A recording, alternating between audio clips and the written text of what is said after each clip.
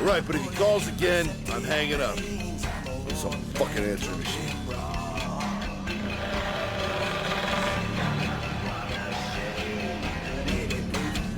Condemned 2 is an ugly game. It's got ugly characters, an ugly setting, an ugly story, and ugly graphics and sound. Is it a bad game though? Well, yes and no, but there's definitely worse games out there. It's a classic case of hit and miss and a game that just couldn't live up to its predecessor. I'm getting to that. Developed by Monolith Productions and released for the Xbox 360 and the PlayStation 3 in 2008, it takes place a few years after the events of Criminal Origins. Without spoiling anything for people unfamiliar with the first game, the intro basically reintroduces the character Malcolm Van Horn, a shady figure who had a big involvement in the prequel, and the intro cinematic lets on that he's in some real deep shit. You play once again as SCU agent Ethan Thomas, or I should say former SCU agent. For reasons I don't think we're ever told, Ethan has dropped out of the bureau, grown his hair out and spent the last few years buried inside a whiskey bottle. He now swears openly and trash talks pretty much every single person he runs into contact with. He's an asshole. Back off. Anyway, shortly after the disappearance of Malcolm, Ethan meets up with his old forensics chum Rosa and is brought back into the SCU to assist with the investigation regarding Malcolm's disappearance. From there, shit hits the fan in more ways than one, and you move through familiar looking shithole city streets, an abandoned doll factory before the game's final conclusion. Now, Condemned 2 does a lot of things arguably wrong, but one thing I don't think anyone could argue with is that the storyline is absolutely retarded. All of the subtleties of the first game have been thrown out the window, and they've gone to great lengths to try and explain every single little bit of phenomena that occurs in the game, even down to Ethan's entire history. In the first game, all we were told is that Ethan has a much more dense bone structure than most people, hence why he can take such a beating. But in Condemned 2, they intricately explain just why this really is, and the reasons behind it are absolutely absurd. Rosa, I'm tired, and my head is screaming for a drink, so get to the point. The gameplay primarily revolves around exploring lots of urban environments and beating the living shit out of hobos, vagrants, and other scum that get in your way. Condemned 2 isn't amazing visually, but it does have a pretty steady frame rate, which is important for a game like this that relies on reflexes so heavily. It does have a much more paranormal vibe than the first game, and some of the enemy types are downright demonic. The opening level has you up against little monsters made out of what appears to be tar, and in a later level there's what can only be described as zombie magician's assistants that jump off a wall of spikes to attack the player. Later in the game there's also a much greater focus on shooting, though they've done little to improve the shooting from the first game. You can now aim down your sights to increase your accuracy, and as before, ammunition generally comes from whatever is in the magazine from the weapon you pick up, though you can salvage ammo from other guns around the area and also find more ammunition in lockers. The shooting though, it ain't all that great, and Ethan's hand wobbles all over the place when you aim down the sights, probably a result of his alcoholism, but then strangely enough, if you hip fire, you're much more accurate. Thankfully, most of the areas where you're forced into shooting don't go on terribly long, and there are some satisfyingly meaty headshots. But the real thing this series is known for is its brutal melee combat system, something which is brought into the sequel once again, with a few modifications. The first big thing you'll notice is that when you've got no weapons, you can use Ethan's fist instead. However, this isn't as good as it sounds, as using your fists is about as effective as harsh language. In the time it would take to kill an enemy with your bare hands, you could double back and pick up a weapon and still take them out.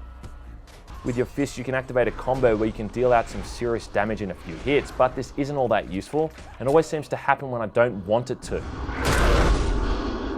Even with all these new tricks, enemies still seem to be able to take some serious damage before going down. I'm still a little bit ticked off at how many pipes they can take to the face before calling it a day, but I guess you can chalk it up to them being powered up by rage or something like that. Each weapon has a different stat for damage, reach, and speed, and now they're also liable to break if used in combat too much. It turns out this game is also educational, because I had no idea that hitting someone with a steel pipe 3 or 4 times meant the pipe would shatter like glass.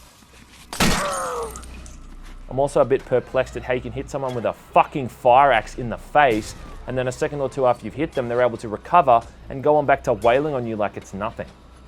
In all seriousness though, this is a pretty cool lineup of melee weapons. There's a level set inside a museum where you get to use battle axes, broadswords, and warhammers, and even a medieval crossbow at one point. A later level set inside a bowling alley lets you pick up a goddamn gumball machine and bludgeon people to death with it. Now that is pretty awesome. Combat for the most part does work well by and large, though much like the first game, there can be lots of instances where an attack doesn't connect properly, where you block an enemy's attack and it doesn't seem to register. Also, heaven help you if you get trapped in a corner or stuck between two bad guys, because they'll beat the shit out of you in seconds.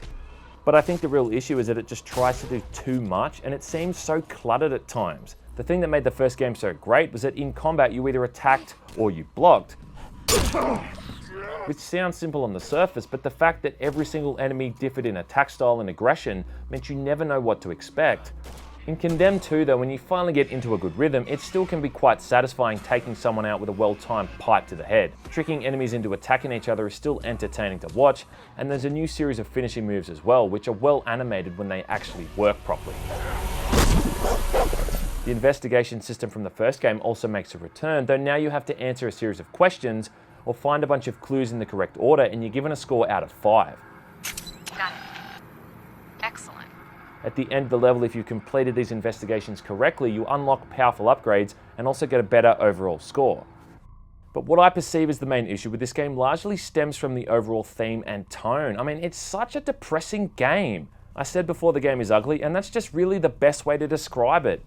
Ethan isn't a particularly likable guy. In fact, he's just a bit of a douchebag. The floor is always falling out from beneath you, often literally, and you're just constantly up against these horrific looking enemies, either human type enemies with gore or other deformities, or just outright mutant looking type creatures.